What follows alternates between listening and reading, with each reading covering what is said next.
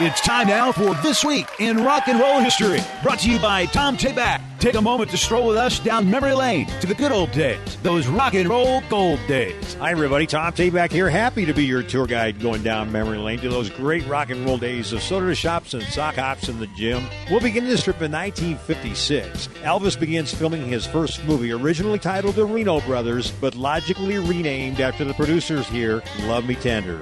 Not a bad week for Elvis, as his double-sided hit Don't Be Cruel, backed by Hound Dog, also reaches number one on the charts. Also this week in rock and roll history, the Five Satins make their debut on the Billboard charts with a song they recorded in the basement of a New Haven, Connecticut church. In the Still of the Night would top out at number 24. 1958, a Staten Island doo-wop group called The Elegants hit the top of the charts with Little Star. 1959, a headline on Billboard magazine reads, "Rock and roll ain't ready for the old rocking chair yet." What?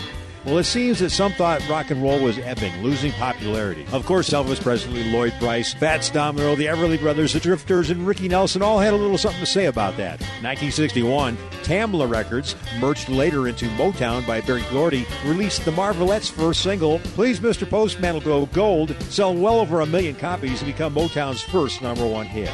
1962, John Lennon marries his pregnant girlfriend Cynthia Powell in Liverpool. In an effort to keep the marriage secret, Paul and George were the only others in attendance. More from 1962, the Four Seasons entered the charts at number 91 with a little song called Sherry. Of course, it climbs the chart at record pace and becomes yet another number one hit. Also from 1962, Locomotion, or should I say Locomotion, hits number one.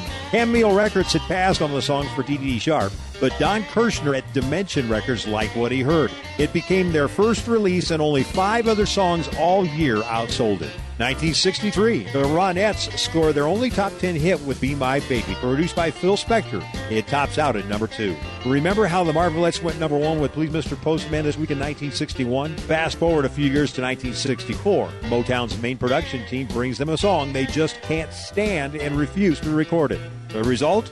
It fell to a girl group that was struggling up till now. The Supremes end up taking Where Did Our Love Go all the way to number 1 for 2 solid weeks. And lastly, 1965. Elvis Presley plays host to the Beatles at his Bel Air home. The get-together included a jam session that lasted 4 hours. Managers Colonel Tom Parker and Brian Epstein played pool in the next room, and absolutely nothing was recorded. If this is your kind of music, you'll love my Rock and Roll Showcase, featuring trivia and stories about the rock and roll stars along with their charted hit singles at Podomatic.com or on YouTube. Podomatic.com or YouTube. Just search Tom Tayback. That's Tayback. Rock and roll is here to stay, baby.